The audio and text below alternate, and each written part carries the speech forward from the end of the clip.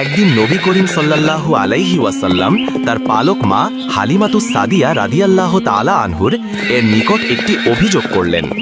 ইসলামে দুধের সম্পর্কের মাধ্যমেও সেই সম্পর্ক স্থাপিত হয় যা রক্তের মধ্যে হয়। তাই হালিমাতুস সাদিয়া রাদিয়াল্লাহু তাআলা আনহু রাসূলে আকরাম সাল্লাল্লাহু আলাইহি ওয়াসাল্লামের পালক মা হিসেবে বিবেচিত হয়ে থাকেন। রাসূলে আকরাম সাল্লাল্লাহু আলাইহি ওয়াসাল্লাম অভিযোগ করলেন যে, আমি সারাদিন বাড়িতে বসে আরাম করি, কিন্তু আমার ভাইয়েরা সারাদিন রোদের মধ্যে গবাদি পশু চড়াতে যায় এবং সারাটা দিন অক্লান্ত পরিশ্রম করে। আমি তাদেরকে সাহায্য করলে তাদের কষ্ট কিছুটা হলেও কমবে। হালিমাতুস সাদিয়া রাদিয়াল্লাহু তাআলা আনহু তখন রাসূলে আকরাম সাল্লাল্লাহু আলাইহি ওয়াসাল্লামকে বললেন, তুমি আমার কলিজার টুকরা, তোমার এবং তাদের মধ্যে পার্থক্য রয়েছে। কিন্তু রাসূলে আকরাম সাল্লাল্লাহু আলাইহি ওয়াসাল্লাম হালিমাতুস সাদিয়ার কোনো কথাই মানতে চাইল না। তিনি বললেন, আমি এটা কোনোভাবেই মানতে পারছি না যে একই ঘরে বসবাসকারী ভাইদের মধ্যেও একজন আরামে থাকবে এবং বাকিরা কষ্ট করবে। আমি আমার ভাইদের কষ্ট অল্প কিছুটা হলেও দূর করব।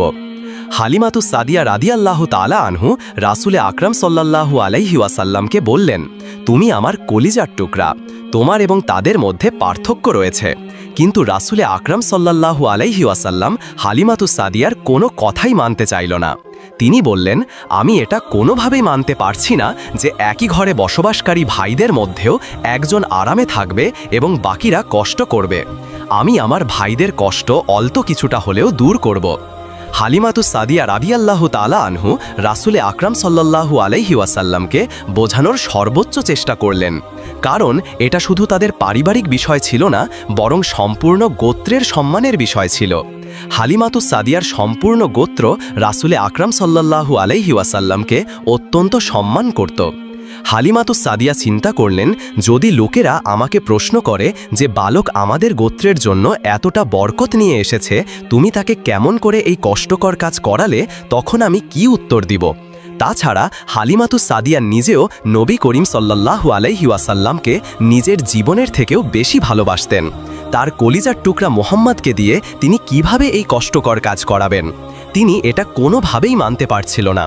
কিন্তু রাসূলে আকরাম সাল্লাল্লাহু আলাইহি ওয়াসাল্লাম এতটাই জোর করলেন যে হালিমাতুস সাদিয়া নিতান্তই বাধ্য হন রাজি হতে।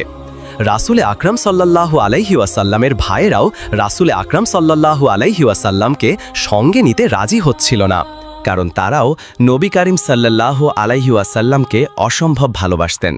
তারা রাসূলে আকরাম সাল্লাল্লাহু আলাইহি ওয়াসাল্লামকে বললেন, আমাদের কষ্ট হলেও আমরা সহ্য করতে পারবো, কিন্তু তোমার কষ্ট আমরা সহ্য করতে পারবো না। কিন্তু